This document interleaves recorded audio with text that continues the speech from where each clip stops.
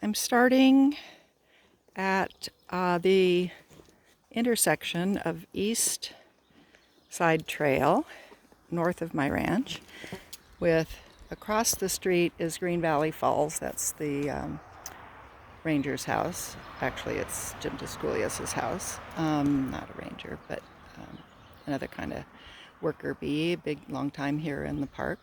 And I'm going south on EastSide Trail in Cuyamaca Rancho State Park.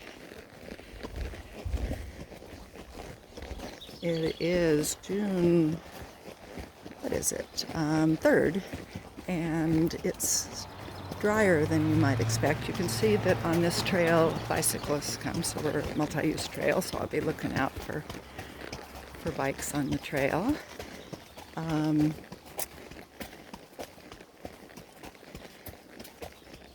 wanted to show you some flowers too that are still blooming here. We'll find some that are in the sun, easier to see.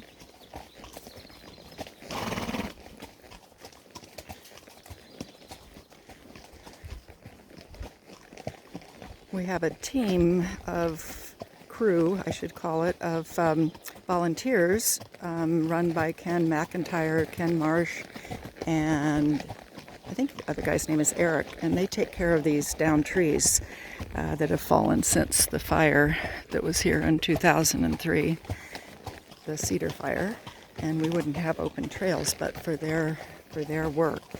They're phenomenal. Here's another evidence of their DT work, down tree work, clearing. All this burned in the cedar fire, so everything you're seeing here has regrown. There are dead trees, not from the fire, but from the beetle. You can see some of the damaged trees. That one's suffering and still trying to live. So all of these trees here were killed by the golden spotted oak borer. It wasn't a beetle, and that came after the fire. Let's see other evidence.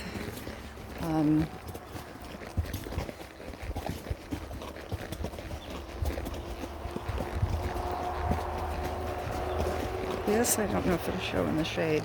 These are, and they typically will grow in the shade, these are Chinese houses. If you get down and are alongside them, they're stacked like little Chinese houses. Really pretty little flower that comes only when we get a good spring rain. Chinese houses. These are popcorn phacelia down there. Phacelias kind of unfurl. They have a growing thing like that. These are little and white, and they're called popcorn phacelia.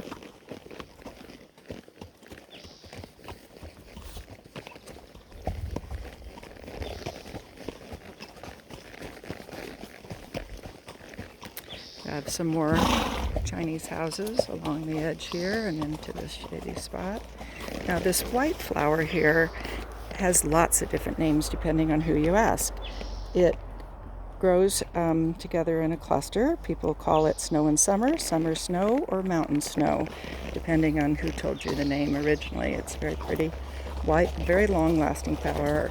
Oh, there's a pearly everlasting. Oh, cool. So this is a pearly everlasting. If you look carefully at that, the tops of them are kind of shiny, little pearl-like flowers.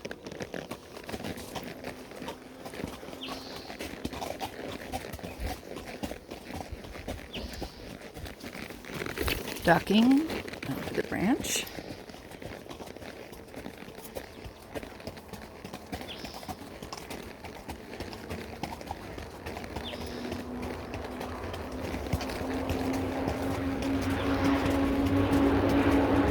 I am following the Highway 79 that runs through Cuyamaca Rancho State Park. It's a state highway, so even if parks are closed, the highway is still always open. They've just reopened trailheads. The trails have been continued to be open since the shutdown of the state, California, and okay. So these little guys, I was going to look them up. These little magenta flowers, and I don't want to tell you the wrong name. I think evening primrose, but I could be wrong. I'll double check that when I get home. Anyway, so you'll hear traffic noise periodically. This is a Wednesday, so hopefully not too much. This is, okay, I remembered it, yarrow. It's a member of the carrot family. There's lots of different ones of these that Bernie and I saw in the Rocky Mountains with very big, they tend to have a flat head on the top, and the bigger ones in the Rocky Mountains are more noticeable that way. More Chinese houses here.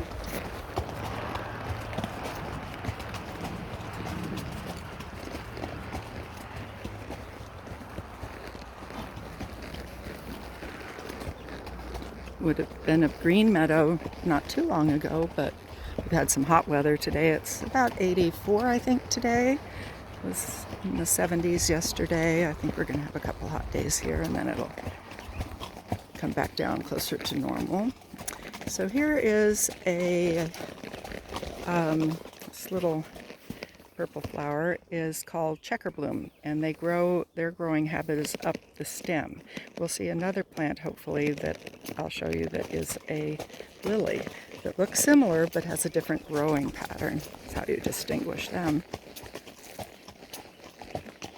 I think it is evening primrose. There's a bunch out in this little meadow here. They're kind of small, and I'm up on a horse, so hopefully you can see enough without me getting off. Here's some more checker bloom. Quite a little cluster of it there. Another weave around the ceanothus, which has covered with berries. Some more mountain snow in summer. I have a friend who calls them bridal bouquets because they come in little clusters like that.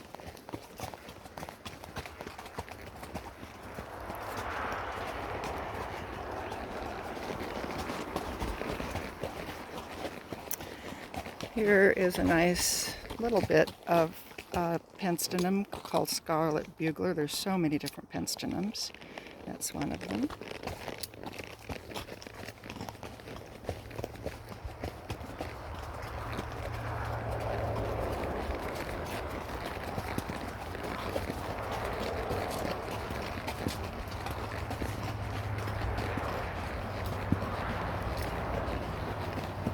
On the weekend, this highway has lots of car rallies, like Porsches or little Toyota cars or those kind of cars, or old-timey cars, and they go out for car rallies, and lots of motorcycles, so it can get very noisy.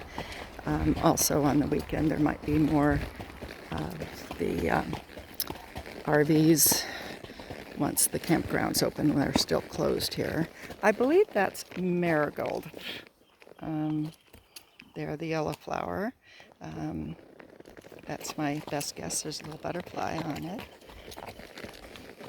So earlier this year, there was stream flowing here. Everything, all the seasonal streams have dried up, but it makes for a very pretty little place to ride by when the water is flowing. You kind of follow this drainage up here.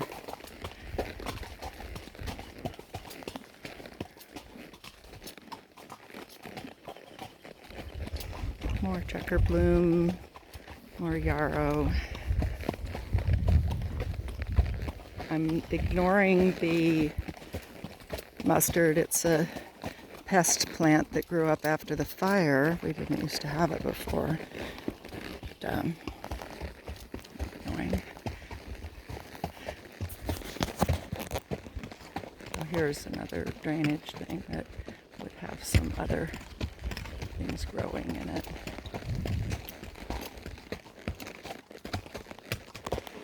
And these are the hills that are around.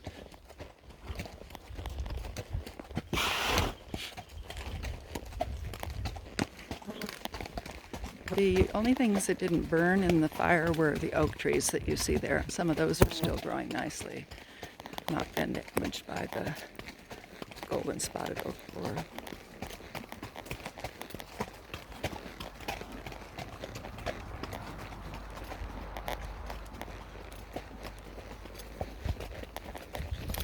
flies are really a bother. My horse has a fly mask on. It protects his ears also because there are gnats that like to go in the horse's ears. He can see easily through it. If you hold it in front of your eyes, you can see how it kind of acts like a dark glass on them, a little bit shaded, but they have good vision.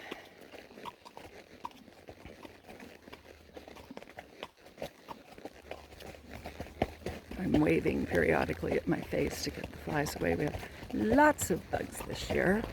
When you have a good rainy winter and spring, you get flying insects.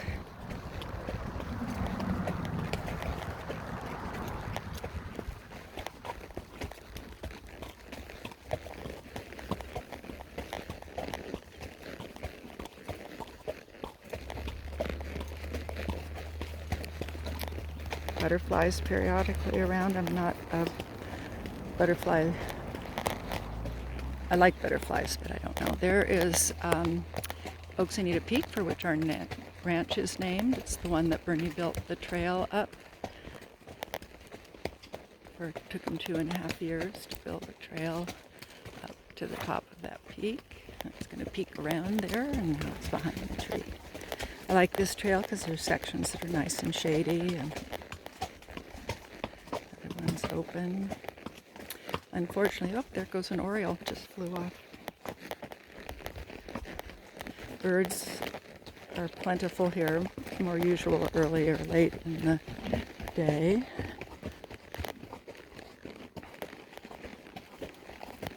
That is, gotta think, elderberry blooming. Elderberries will come on it later. And there's Oxenita Peak. Ride up there, there's a tie rail up there that Bernie put in when he built the trail, and you have to climb over rocks to get to the top and look down. Over here you can see all the way to the ocean. This is where one of the seasonal streams came through, and we've been following.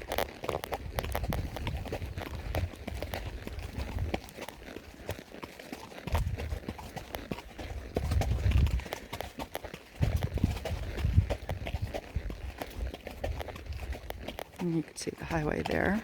We're going to come up here to a trailhead where the SoBoundary Fire Road crosses.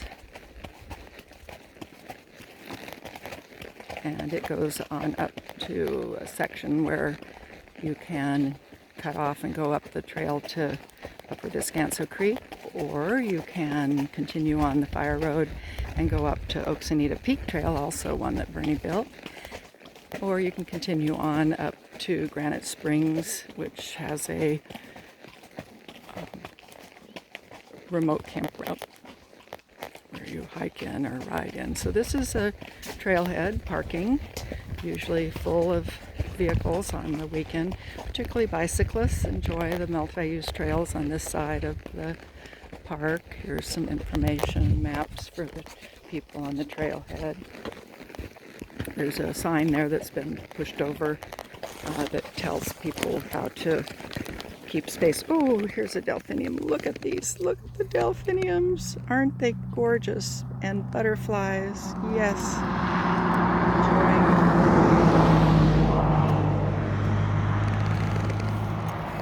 There's more back here. In the aftermath of the fire, we saw a lot of flowers we've never seen before, and there actually are red delphiniums. They were only located a couple of spots, but were spectacular. This is more typical of the delphinium we get. If we had continued the other direction, you could have gotten to see fairy lanterns. They're really sweet and very rare. There's one section on this trail behind us as the trail would come up to the Harvey Moore and to the Sweetwater Bridge parking. So we're now coming to the intersection of the SoBoundary Fire Road. I could go home that way. To cross the highway there, I have to wait until there's no sound of vehicles because there's no line of sight, and I would only go there during the week. I could be crossing right now.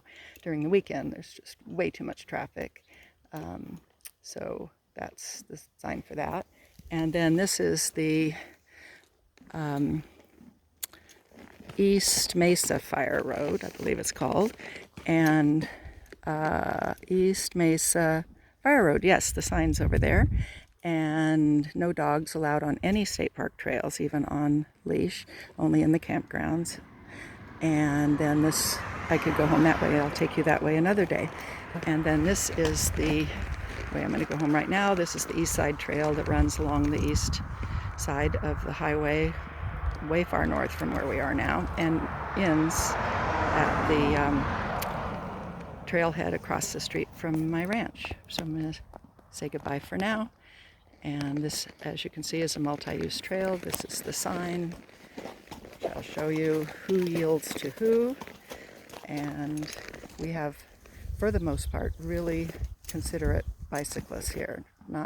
Bicyclists aren't known for being considerate in other trails in Southern California, and I don't know where else, but we have a good relationship with our bicyclists. Okay.